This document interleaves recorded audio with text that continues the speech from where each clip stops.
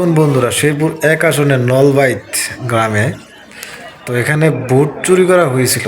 পুরা blade paper আপনার চুরি করে নেওয়া হয়েছিল।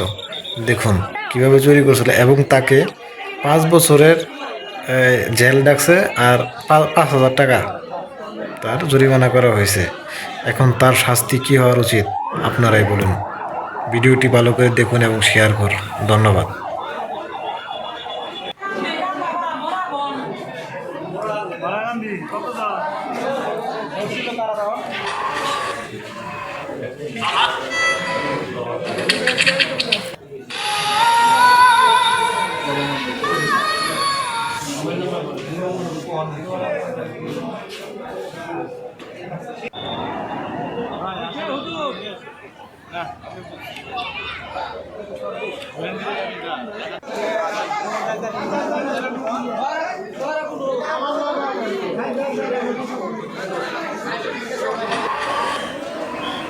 কি আছে বুঝলাম না, কে সিল মারছে?